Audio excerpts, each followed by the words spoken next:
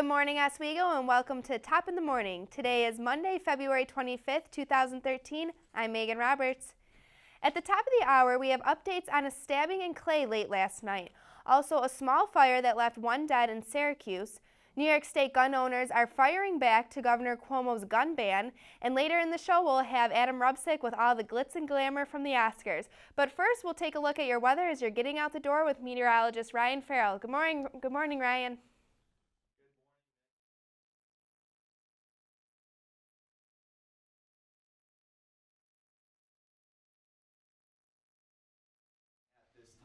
As you're 35 degrees, it feels like 29 though with a northwest wind at 6 miles per hour. Checking out our regional radar right now, we do have some light snow showers and some flurries off to our south towards Syracuse, but I wouldn't be surprised if we do see some of those as you're heading out to class this morning. Breaking down the day for you, it's going to be a cloudy start. We will be in the 30s though. By the afternoon, I think we will see some peaks in the clouds. So we will see some sunshine out there, but with the northwest wind, that extra moisture coming down is going to make for a cloudy day. But we will be clearing out later on tonight. So why are we dry for today? We have high pressure centered over us right now. That's clearing us out right now, making for a pretty good day.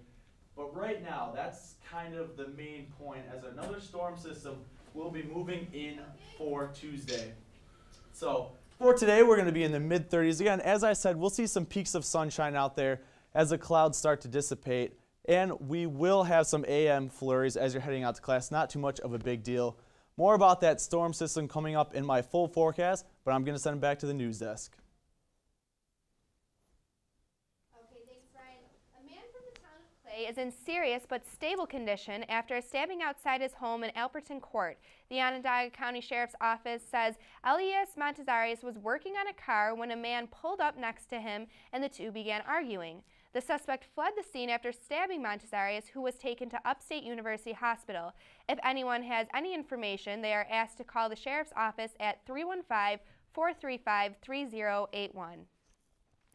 Legislators across New York are taking a stand against the New York SAFE Act. 21 county governments across New York have passed resolutions in opposition to the act, which is the strongest weapons ban in the nation. Although the resolutions do nothing to change Governor Cuomo's SAFE Act, advocates say the resolutions are a signal to the governor that the gun ban was done too quickly and without public comment. The votes for the resolutions represent about 1/3 of New York's counties, but only 11.3% of the state's population. Well, a Syracuse woman was found dead in her kitchen last night after a fire broke out. Firefighters arrived at the home around 10 last night when reports came in of smoke coming from the two-story house. First responders did not see any flames coming from the home but found the woman unresponsive. Several other residents were evacuated from the home, all unharmed. The small fire was quickly extinguished. However, Fire Chief Mark McLeese says that just goes to show how dangerous even a small fire can be. A father of 2 young boys was killed Saturday in a snowmobile crash in the town of West Turin. Ryan Bain of Constantino was riding on a well-paved trail towards his family's Lewis County camp when the blades of his snowmobile suddenly turned. Bain's wife said he was riding with more than a dozen family members that day, but only his father and 4-year-old son saw the crash. If Congress fails to come up with an alternative to the $85 billion in federal spending cuts due to begin Friday, about 12,000 New Yorkers who work in civilian jobs for the Department of Defense will likely be furloughed. The estimate is from a new White House report that examined more than a dozen areas where New Yorkers are likely to feel the impact of the automatic across-the-board spending cuts. For New Yorkers, the immediate impact of the $85 billion cuts would be felt in education, public health, environmental protection, law enforcement, and job training programs.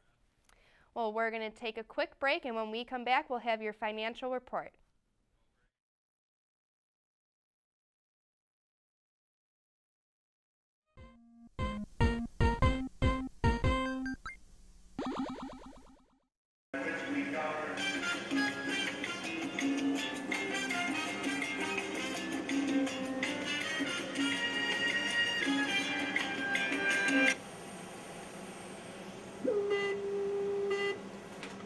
Oswego MBA program, helping you achieve your goals with a customized curriculum developed with flexibility in mind. Take classes year-round, full or part-time in Oswego, online or at the Metro Center in downtown Syracuse. More information is available online or by calling 315-312-2911. We are the Tigers from Pack 885, and you are watching WTOP. Yeah!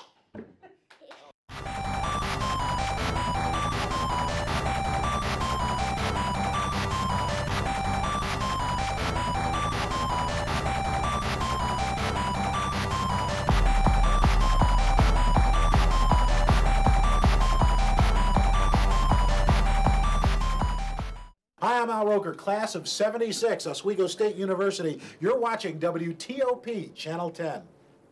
We didn't have this when I was in school. We just had radio and smoke signals.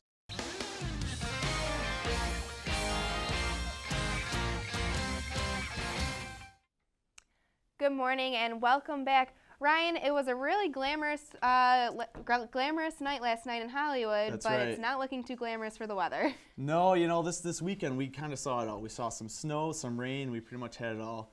But stepping you through the day with your class day forecast, we're going to be in the mid-30s today under mostly cloudy skies, if we could bring up that graphic.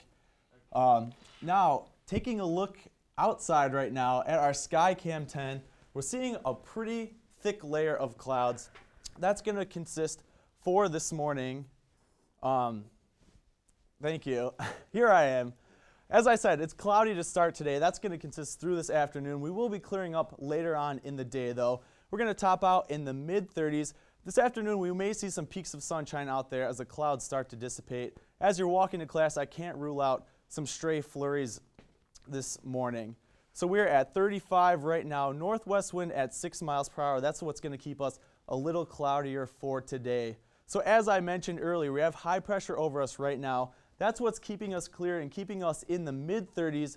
But as I hinted at before, there's a storm system making its way toward the northeast. So this is what we can expect by midweek. This is the jet stream right here. And when it dips down, that just means that there's some extra energy being fueled in with some cold air. And that's kind of the ingredients for a low pressure system that is really what you want for a storm. So here is what our national radar looks like right now. Over the panhandle of Texas, they are seeing some heavy snow, blizzard-like conditions, plenty of warnings, a lot of tough go of it out there right now. Out toward the southeast, toward Florida and Georgia, they're seeing some severe weather kicking up. Now these are two separate systems at this time, but they're going to combine their energy and make their way up toward the northeast. So I'm going to take you through. This is on Tuesday because that's when the weather is going to start to get tricky. You'll be clear as you're heading out the doors at 7 a.m., driving out to work or class. Building on into the afternoon, as you can see, here's that system starting to make its way towards central New York. There will be clouds building in front of it. So we'll start the day on Tuesday clear, but clouds will be building as the day progresses. Now, we're really not going to have to worry about this until Tuesday night. But look at this. We have some heavy snow right here indicated by that blue, mixed precipitation in the pink right there, and some rain. So it's going to be pretty messy for Tuesday night. And then again on Wednesday, that's when we're really going to start to see it influencing us. We're going to be in the mid-30s, so it's going to be a mix of snow, some sleet, and some rain. We're really going to see it all kind of like what we did earlier on this weekend, and that's going to stick with us on Thursday. Behind that, we're going to see some lingering lake effect showers. By Friday, we're going to be in the mid-30s still with a mix of some more rain and snow. So we're really going to see it all here in central New York for this week. That's it for your forecast right now. I'm going to send it back to Megan. Thanks, Ryan. And now for world news. President Raul Castro of Cuba announced Sunday that his next five-year term will be his last. Mr. Castro has selected a front-runner who is first in line after the succession. Since taking over from his brother Fidel, Raul Castro has moved the island of Cuba towards free market. He is also intent on changing the way his successors rule the country by establishing term limits and age gaps. After 55 years of power, the Castro era will officially end in 2018. Scotland's Roman Catholic Archbishop Cardinal Keith O'Brien has resigned amid allegations that he abused 4 men studying to be priests in the 1980s. The resignation follows a Sunday report by the British newspaper The Observer that 3 priests and 1 former priest brought allegations against O'Brien that date back 30 years. The Observer did not recount details of the claims or identify any of O'Brien's accusers. However, the one priest said that the cardinal developed an inappropriate relationship with him. O'Brien said he submitted his resignation to the Pope months ago, citing his upcoming 75th birthday and his health. We are now going to take a look at your financial news this morning with Dan I. Dan? Thanks, May. Well, Mozilla has tossed its hat into the ring for mobile operating systems. Firefox OS is a web-based operating system that Mozilla hopes can propel them into competition with Apple's iOS, Windows, and Android. The big questions for the operating system is whether it can gain support and challenge the giants that have already established themselves. Firefox OS has already been received well internationally, with 18 carriers including Sprint and Telefonica pledging to support it. According to early reports, the software is buggy and not quite ready for distribution, but the manufacturer, LG Electronics, doesn't plan to ship out any until the summer of 2013. And turning to stocks, the U.S. stocks and futures are opening higher this week following gains internationally. Both the European and Asian markets have firmed up slightly, leading to stronger starts across the globe. However, not everything is on solid grounds, as election results in Italy are threatening the strength of the euro. Also this weekend, the U.S. markets closed on Friday, and Moody's stripped the United Kingdom of its AAA credit rating. The country's rising debt and uncertain growth outlook led to the change. This week, the Dow is opening up 63 points, still over 14,000 at 14,044. The NASDAQ is also up 22 points to 2,758, and S&P futures are also up 0.5%. And well, last night, the stars were out for the Oscars, and while not everyone brought home a trophy, they did all bring home a goodie bag. Valued at almost $48,000, the bags contained a $12,000 trip to Australia, as well as items like a $400 hand cream and an $800 water filtration device. The goodie bag did have more practical gifts, including a lint roller and cleaning products supplied by Windex. Vendors were encouraged to provide their products with the potential for big exposure if a celebrity publicly endorses them. The bag is the least extravagant for the past 5 years, after topping out at a whopping $90,000 in 2010. And that's it for your financial news. Now we'll send it back to May. Well, wouldn't it be nice to win one of those bags? History has been made in South Korea with the swearing in of the country's first female president. Park Geun-hye, Anna Corin has it all.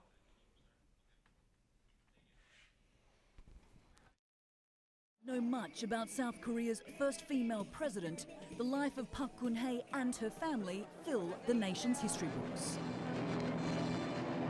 Born into politics, her father Park Chung-hee was described by some as the country's first dictator. He seized power in a military coup in 1961 when the young Park was just 9 years old. He would rule South Korea with an iron fist for the next 18 years, overseeing huge economic growth as well as human rights abuses. Personal tragedy hit Park Geun-hye while she was studying overseas in 1974. Back in Seoul, her mother was shot by a North Korean sympathizer. The bullet was intended for her father. The botched assassination attempt drastically changed the course of Park Geun-hye's life. Her dreams of being a professor were replaced with the role of de facto First Lady, as she put the nation's interests above her own. 5 years later, there was another assassination attempt on her father. This time, it was successful. His intelligence chief shot him at a dinner party, saying he wanted South Korea to become a free democracy. It was 2 decades later before Park Geun-hye decided to return to the public spotlight and launch her own political career. And last December, as the head of the Conservative Party, the 61-year-old who never married and doesn't have children was elected president with an overwhelming majority. One of her major challenges as president will be dealing with North Korea. She met the late Kim Jong-il in 2002 in an attempt to end the bad blood between the two families. Park Geun-hye says she wants to resume talks with North Korea and restart the aid program, on the condition Pyongyang abandons its nuclear weapons program. But after its third nuclear test, analysts believe North Korean leader Kim Jong-un clearly isn't interested. I think that North Korea will do is test her through these provocative acts. I think this nuclear test will be one of many. Traditional, non-traditional, military, paramilitary, and even cyber. They'll use everything at their disposal to see basically what President Park's mettle is. What is she made of? But Kim Jong-un may have found a formidable adversary. Park Geun-hye is the ultimate survivor, overcoming personal tragedy to seize the nation's top office in a male-dominated society. Anna Corrin, CNN, Seoul.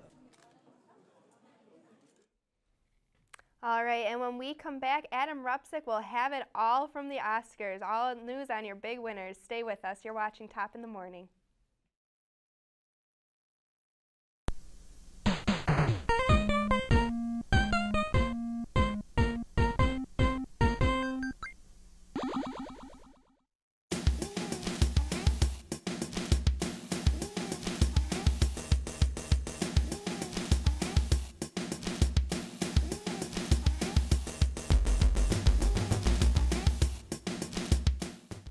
Hi, I'm Al Roker, class of '76, Oswego State University. You're watching WTOP, Channel 10. We didn't have this when I was in school. We just had radio and smoke signals. The Oswego MBA program, helping you achieve your goals with a customized curriculum developed with flexibility in mind. Take classes year-round, full or part-time in Oswego, online or at the Metro Center in downtown Syracuse. More information is available online or by calling 315-312-2911.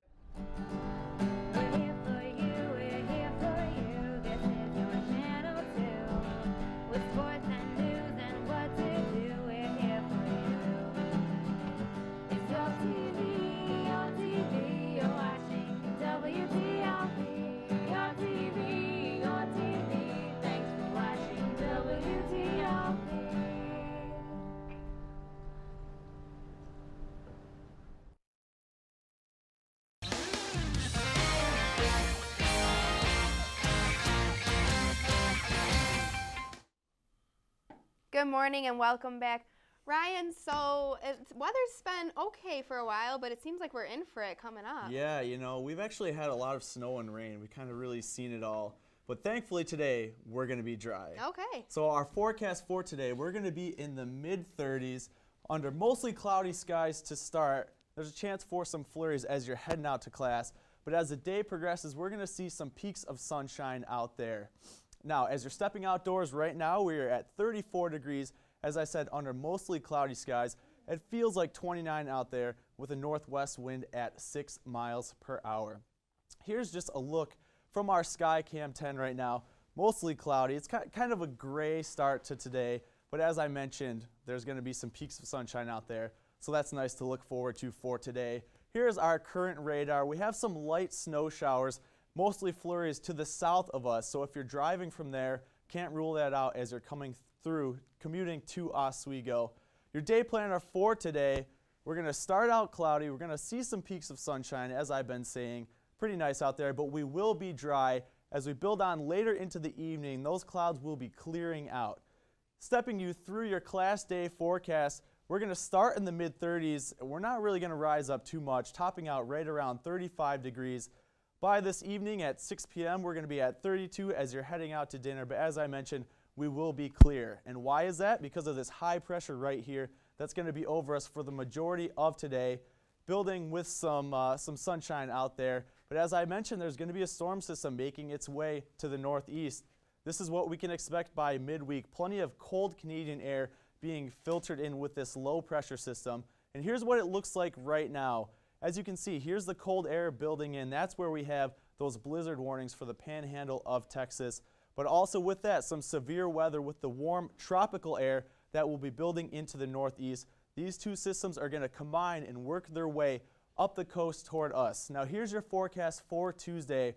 We're going to start out clear at 7 a.m. as you're driving out to work. You might actually need the sunglasses out there, but as the day progresses, by 1 p.m., that system is going to make its way up to the northeast. Clouds will be building in front of that, so by the afternoon we can expect mostly cloudy skies. It's not really going to make its way into central New York, until later on Tuesday evening.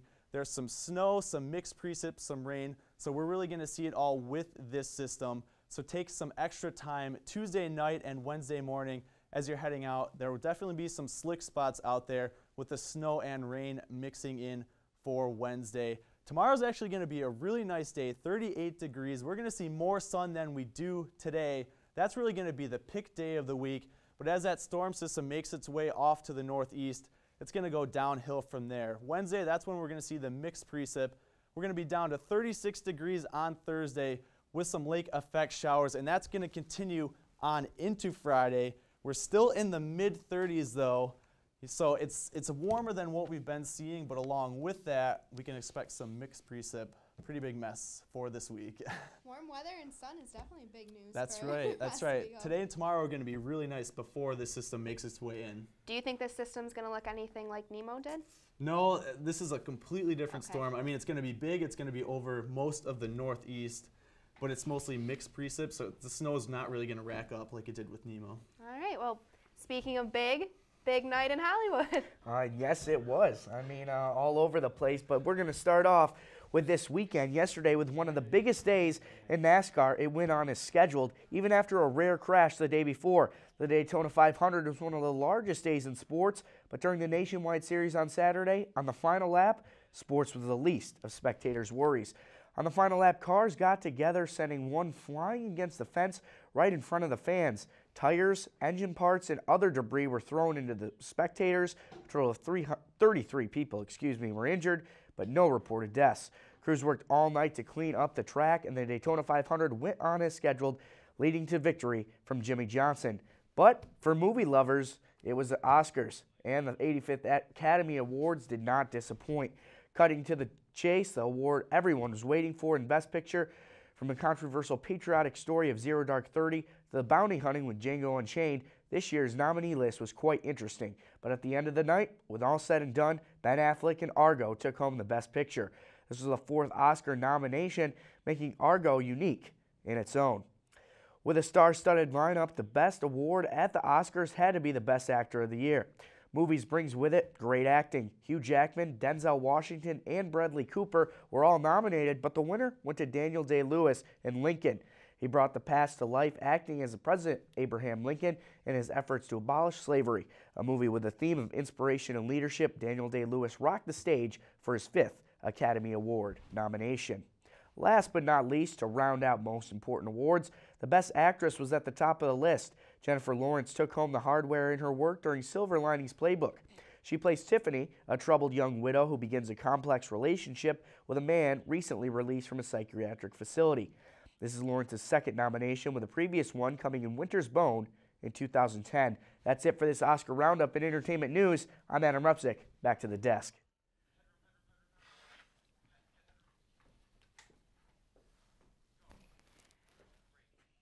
We're going to take a break now, but first take a look at your community calendar.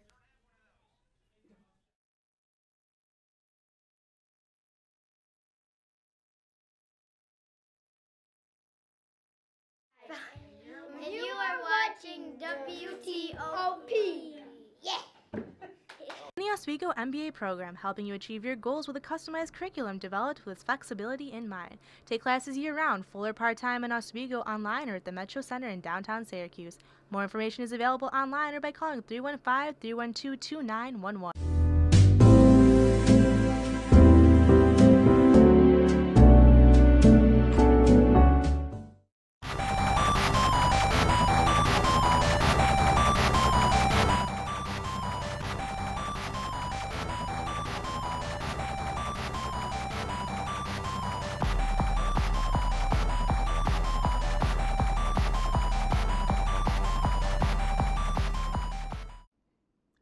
Last night, Lori Capricuzzi scored 2 goals on Aliyah Brian Love. And Joe, get out. Adam, you're in. Lori Korpakovsky scored 2 goals on Ilya Brizgalov. Got it!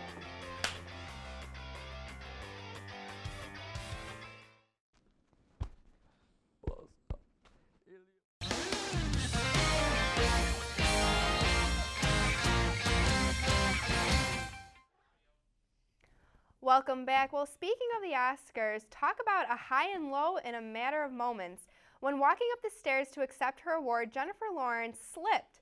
The Silver Linings Playbook star stumbled over her Dior gown, going up to claim the golden statue.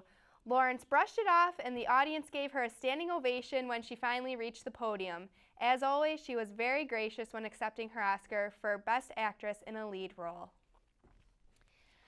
MC Hammer tweeted his side of the story Saturday night. He was arrested last Thursday. According to the singer, the chubby Elvis-looking dude pulled him over in front of the Pasadena Crossing Shopping Center. Investigators do not think alcohol and drugs were involved, but the court date is scheduled for next month. However, the singer and dancer isn't letting this incident bring him down. Hammer tweeted, "Instead of being bitter, I'm taking the opportunity to make this a teachable moment and an eye-opener for many of my friends and colleagues." Damon Harris, former member of the Motown group The Temptations, has died at age 62. Harris's daughter, Erica Harris Outlaw, told CNN that her father had been battling prostate cancer for the last 14 years. The singer of the group that brought us the popular hit My Girl died at a Baltimore hospital. Harris joined the Temptations in 1971 and left in 1975. Band co-member Dennis Edwards says he will be missed. You've got calls to make, emails to send, and meetings to get to, but that doesn't mean you don't have the time to exercise. Susan Hendricks has it all. Tim Doxey is a regular here at lunchtime. Coming in here and working out allows you to kind of get your body going, your adrenaline going. But this is not your typical gym. Doxey is at his workplace. He also takes a 15-minute class at Georgia Power in Atlanta several days a week. Hold it. Hold it. Georgia Power is one fit-friendly company as recognized by the American Heart Association. But if you don't have access to a gym like this or the time, there are still things you can do to incorporate the recommended 30 minutes of exercise into your day. Those 30 minutes do not have to be a 30-minute unit. It can be 10 minutes 3 times a day. So here are a few ideas. If you are brainstorming, walk down the hall with a colleague. And use the stairs instead of the elevator. Wonderful exercise. How many times do we stand and wait for short elevator trips? When parking, look for a spot further away. And walk to the entrance. If you use public transportation getting to work, get off the bus at the stop before the one you need. Or go for a good old-fashioned walk on a break. It's simple, free, and good for your heart. For today's Health Minute, I'm Susan Hendricks. Okay, Ryan, so it's looking like a nice day for us today. It is. We're actually going to be clear today. We're going to start out in the mid-30s. That's where we're going to end. It's a cloudy start, but in the afternoon, we're going to see some sun out there. So overall, a pretty good day for today. Oh, it sounds very, very warm, finally. Definitely. Very dry. That's the main thing for today. Dry, yeah. All right, well, that's going to do it for us here at... Actually, we're going to take it to Adam with last night in the Oscars. Yeah, I mean, what a big night. Great year of movies. It was called one of the biggest years of movies in a few years now, and there were some good ones. I enjoyed. I didn't know who was going to win that Best Picture. I mean, Argo definitely deserves it, but there was other ones there that a lot of good films in there. It seemed like this year the Academy was really split because they were kind of giving out awards all over. Yeah. I think it had a little bit of everything. A little bit of everything, yeah. Right. It was good. I don't know. Were you able to catch any of this year's films when they were in theaters? Yeah, a few. I caught Lincoln, and I thought absolutely Daniel Day-Lewis should have gotten the Oscar for that. I did enjoy Lincoln. Not a lot of action in it, but it wasn't that kind of movie. It was a real well-produced movie. Yeah, and then Les Miserables with Anne Hathaway. I thought that she could have bet her life savings on that, and I think she was hands down going to win it. Well, that's going to do it for us this morning on Top in the Morning. Thank you for waking up with us. I'm Megan Roberts. I'm Brian Farrell. And I'm Adam Rupsick. Have a great day.